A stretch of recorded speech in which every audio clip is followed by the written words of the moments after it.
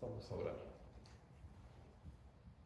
Te pido, Padre, ahora que nos hables por medio de tu palabra, Señor, que podamos escuchar tu voz, que podamos entender lo que nos estás diciendo.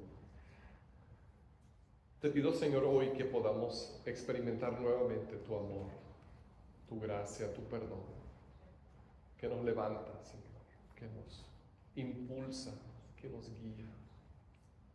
Gracias, Señor Jesús, por todo lo que haces por nosotros. Amén.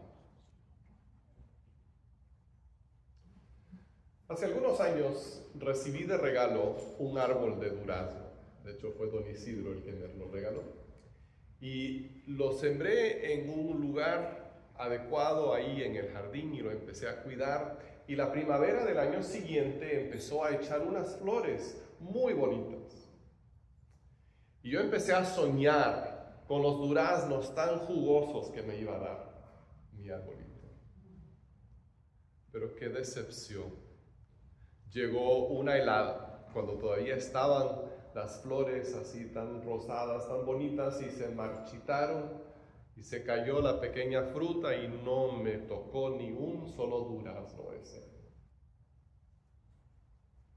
Ahora, para mí no fue algo muy trascendente en realidad, fue una pequeña decepción. Pero ese año los que cultivan el durazno de manera comercial sufrieron grandes pérdidas, porque esa misma helada también tuvo las flores de sus árboles y casi no hubo cosecha ese año. Bueno, la falta de fruta en un árbol puede ser decepcionante para uno, puede ser una pérdida económica grande para quien lo siembra comercialmente, pero creo que hay algo todavía más triste. Y me refiero a una iglesia que no produce fruto.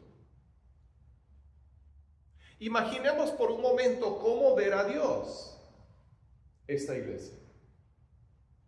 ¿Será que nos ve como ese árbol en mi jardín que echó flores, pero al final no dio ningún fruto?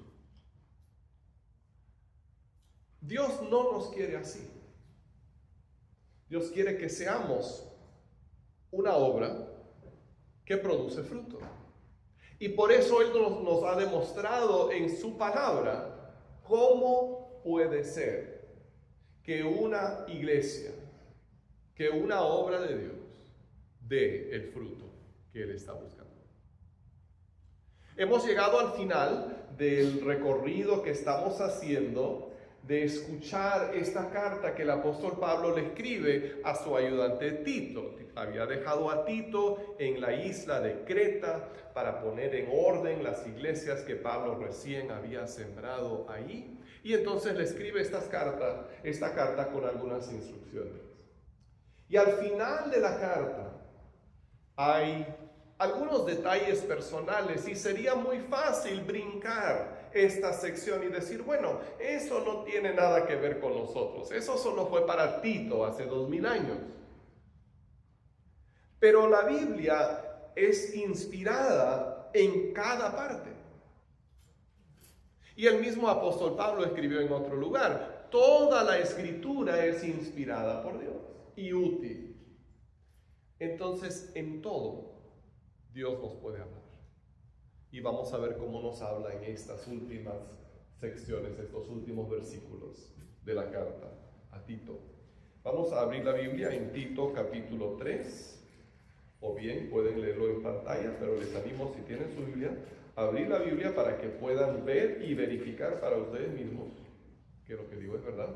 Tito 3, 12 al 15. Una de las cosas que sucedió en la Reforma, y justamente esta semana celebramos el aniversario de la Reforma Protestante. Muchos celebran la fiesta de Halloween, la noche de brujas, pero también esta semana celebramos la Reforma, cuando Martín Lutero colgó esas 95 tesis sobre la puerta de la iglesia en Wittenberg y lanzó este movimiento de reforma. Y una de las cosas que hizo la reforma fue quitar la Biblia de donde estaba, detrás de del escenario, por decirlo así, en la iglesia, donde nadie lo podía leer, y ponerlo en las manos de las personas, para que pudieran ellos mismos leer lo que la Biblia decía y no confiar solamente en lo que el sacerdote les decía que la Biblia decía. Entonces no despreciemos este gran privilegio que tenemos de que la Biblia esté en nuestras manos, de que no tenemos que depender solamente de lo que otra persona nos ha dicho, sino que lo podemos ver aquí mismo nosotros.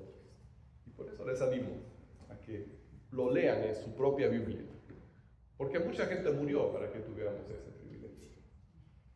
Tito capítulo 3, versos 12 al 15 dice así: tan pronto como te haya enviado a Artemas o a Tíquico, haz todo lo posible por ir a Nicópolis a verme, pues he decidido pasar allí el invierno.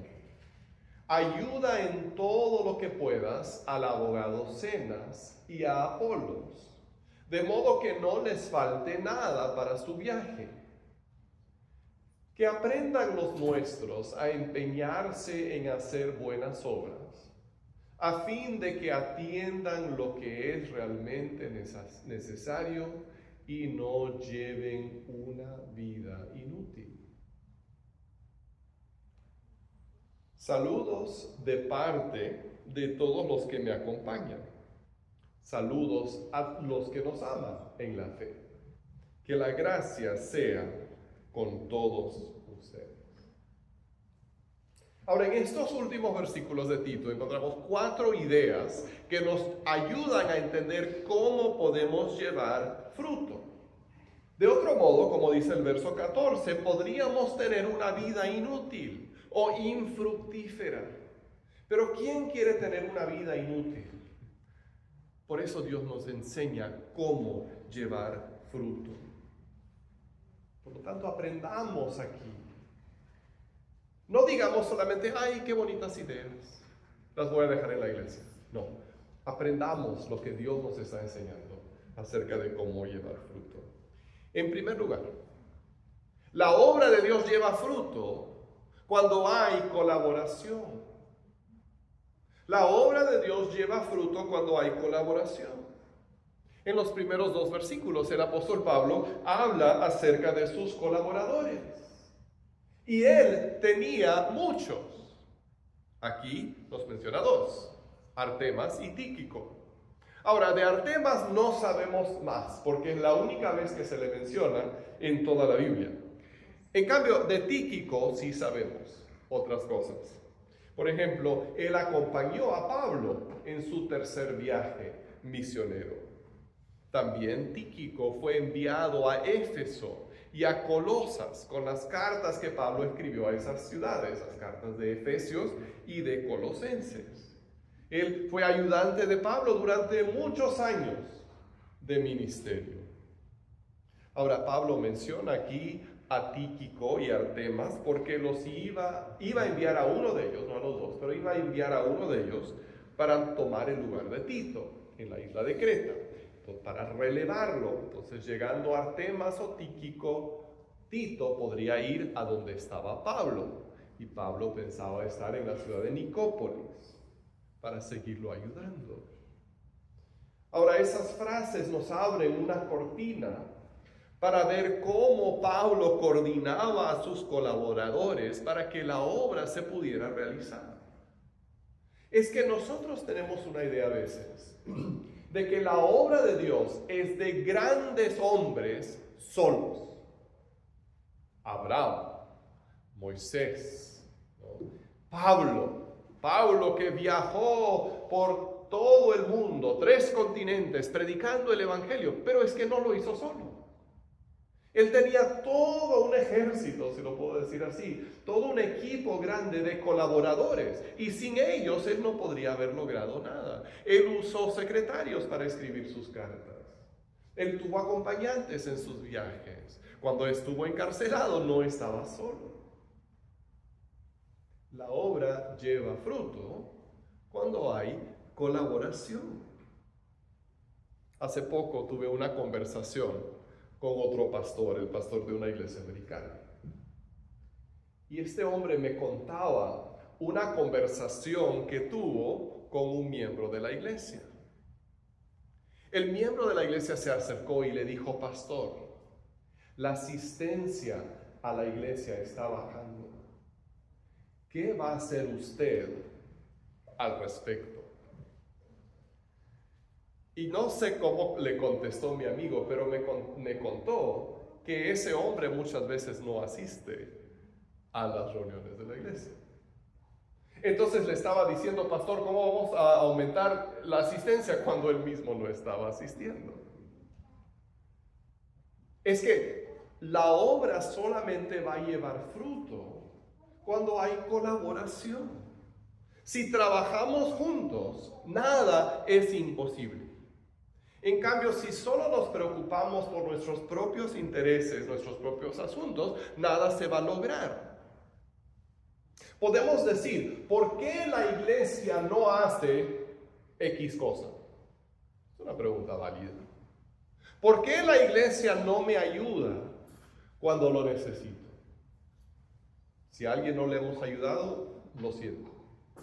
Pero deberíamos mejor preguntarnos: ¿cómo puedo yo apoyar? ¿Cómo puedo colaborar con la obra de Dios para que progrese?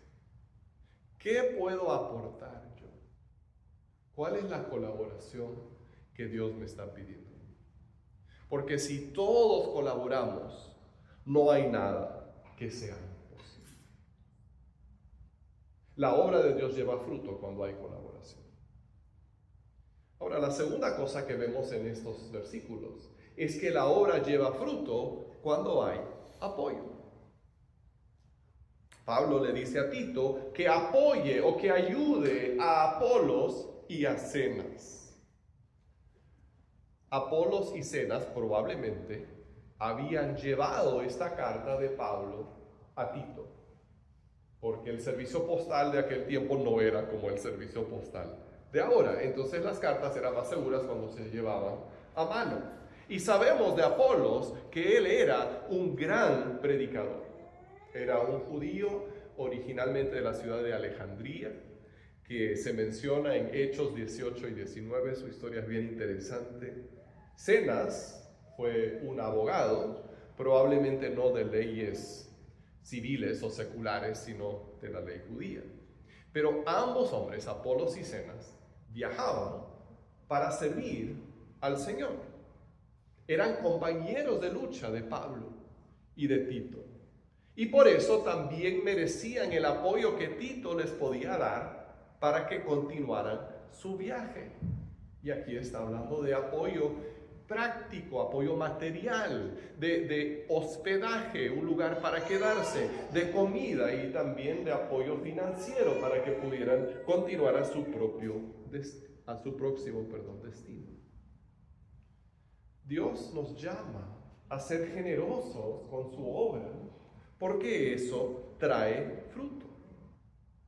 Cuando tengamos la oportunidad de apoyar, hagámoslo con gusto.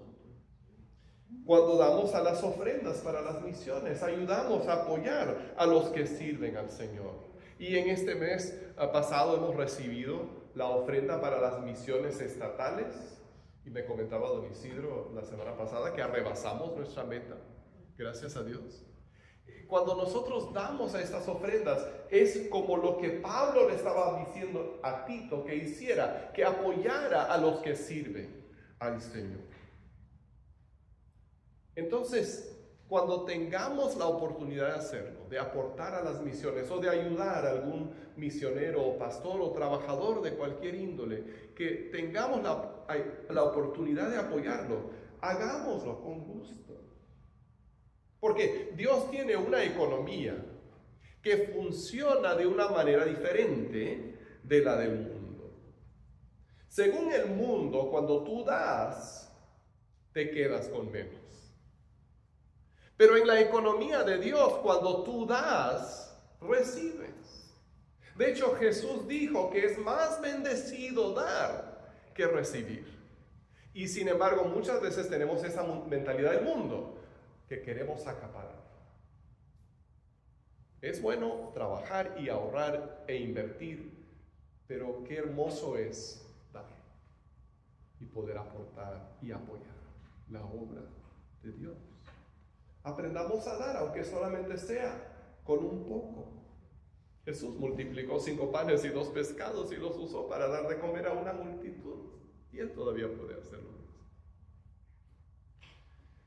Entonces, la obra da fruto cuando hay colaboración.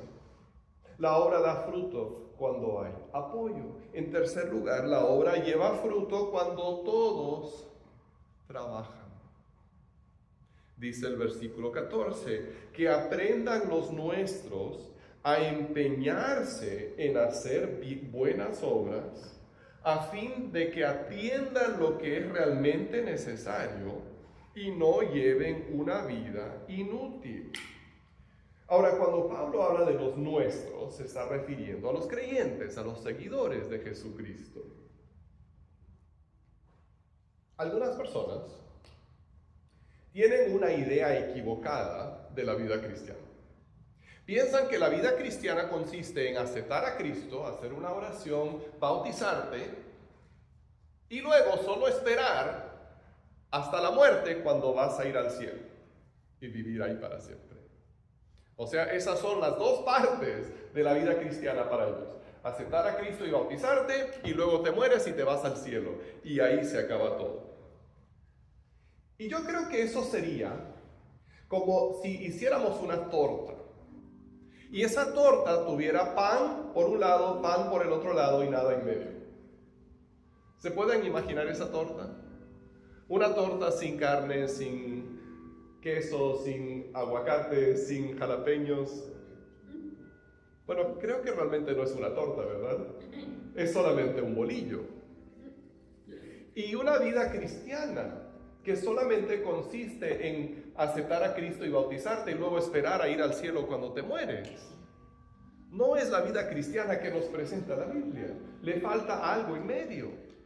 Lo que le falta es la vida para Cristo ahora, aquí, en este tiempo, en este mundo. Porque si no, entonces nos hemos convertido en inútiles. Cuando te entregas a Cristo, comienzas a vivir una vida diferente. Cuando la gracia de Dios entra en tu vida, te convierte en una persona nueva, con un propósito nuevo. Efesios 2, 8 al 10. Estos versículos son tan importantes. Dicen esto: porque por gracia ustedes han sido salvados mediante la fe. Esto no procede de ustedes, sino que es el regalo de Dios, y no por obras, para que nadie se jacte. Porque somos hechura de Dios, creados en Cristo Jesús para buenas obras, las cuales Dios dispuso de antemano, a fin de que las pongamos en práctica. Nuestra salvación es por fe, puramente por gracia, no por obras. Nadie va a llegar al cielo por lo que hace. Dios no nos acepta porque hacemos suficientes cosas buenas. Mucha gente tiene esta idea de que Dios tiene como una balanza ahí en el cielo, ¿verdad? Y cuando tú llegas, entonces pone a un lado de la balanza tus obras buenas, esa vez que ayudaste a una viejita a cruzar la calle, y cuando diste a una persona necesitada, y las veces que viniste a la iglesia, todo eso lo pone por un lado, y al otro lado pone todas tus cosas malas, tus pecados, tus malos pensamientos, malas palabras, malas acciones. Y si hay más de lo bueno, entonces estás bien, y si hay más de lo malo, entonces te perdiste. Mucha gente tiene ese concepto, pero es una equivocación. La salvación es solo por gracia, por la fe. Cuando tú recibes a Cristo, tú reconoces que Él murió en la cruz por tus pecados y aceptas tu salvación, en ese momento eres salvo. Pero ahí no se acaba la cosa. Porque una vez que tú has sido salvo por esa gracia, por fe, Dios tiene cosas preparadas para ti, para que tú hagas. Por eso dice el versículo 10, somos hechura de Dios, creados en Cristo Jesús, ¿para qué? Para buenas obras. Dios te ha salvado para hacer algo en su reino. No somos salvos por las obras, somos salvos para las obras. Somos salvos por fe, somos salvos para hacer buenas obras. Ese es el resultado, es el propósito de Dios. Ahora, volvamos por un momento al ejemplo de Zenas y de Apolos. ¿Cómo iba a responder la congregación al ver el apoyo que Tito les estaba dando? Quiero que nos imaginemos por un momento. El apóstol Tito le dice a la congregación: aquí tenemos a nuestros hermanos Apolos y Zenas que han venido trayéndonos esta carta del apóstol Pablo. A ver, quiero que algunos de ustedes por favor los reciban en su casa para que se hospeden aquí con nosotros, no tengan que pagar algún hotel. A ver quiénes los invitan a comer durante el tiempo que están aquí, y vamos a recibir una ofrenda para que ellos puedan continuar con su viaje. ¿Qué estaría pensando la gente durante ese momento? Quizás algunos estarían mirando a los que levantan la mano y se ofrecen para ayudar y dirían: ay, se creen los muy santitos, ¿verdad? Y otros responderían: ay, pero ¿por qué no me ayudan a mí cuando quiero salir de vacaciones? De la manera en que están ayudando a estos. Pero esas serían reacciones equivocadas. La reacción correcta es decir: yo también quiero ser así. Yo también quiero apoyar, yo también quiero ayudar, porque de eso se trata. Para esto me salvó Cristo, para trabajar en su obra, para apoyar y para aportar. Y esto nos lleva al cuarto principio para llevar fruto. Y es que la obra lleva fruto cuando hay amor. La obra lleva fruto cuando hay amor. Pablo escribe: saludos a los que nos aman en la fe. Cuando llegamos a tener fe en Jesús, cuando llegamos a entender quién es Jesús y qué ha hecho por nosotros, resulta en amor hacia Él y hacia los demás. Cuando sabemos que somos amados, aprendemos también a amar. Y ese amor se debe expresar. Se expresa en saludos cariñosos. Se expresa con palabras de aprecio. Se expresa con apoyo en los momentos de necesidad. El amor es el motor que mueve la iglesia. El amor es como la savia que va por las ramas del árbol y nutre el fruto que está creciendo ahí para que pueda madurar y producirse. No importa lo que sepas o lo que tengas, si no tienes amor, entonces no tienes nada. Una iglesia donde hay amor es una iglesia que va a llevar fruto, porque habrá colaboración y habrá apoyo y habrá trabajo. En este país hay leyes que dicen que una madre tiene que cuidar a sus bebés. Entonces imaginemos a una madre que acaba de dar a luz, acaba de traer a su bebé del hospital. Y entonces de repente llega un hombre y le toca la puerta. Y la madre con su bebé en los brazos abre la puerta. Sí, ¿en qué le puedo servir? Mire, yo soy un oficial del gobierno y yo vengo para asegurarme de que usted cuide a su bebé, que le dé la leche que necesita, que lo tenga bien atendido, bien cuidado, porque hay leyes que se lo exigen. Y esa madre, ¿qué le va a decir?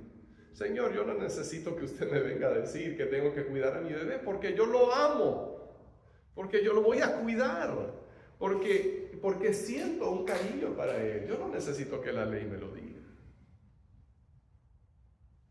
Y si nosotros conocemos el amor de Dios, si su amor fluye a través de nosotros, entonces no va a ser porque alguien nos lo exige, sino porque nos nace, porque queremos colaborar y apoyar y trabajar unidos.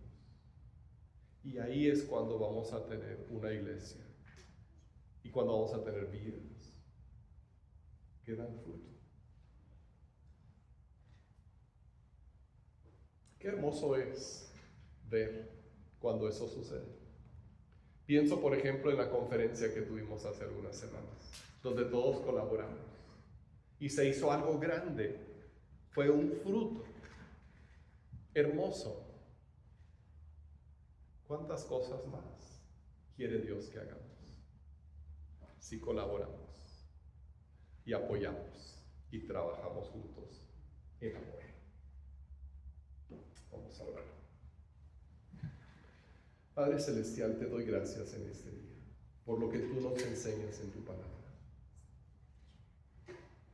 Y te pido, Padre, que nos ayudes ahora cada uno a reflexionar sobre lo que quieres, Señor, que aportemos a tu obra.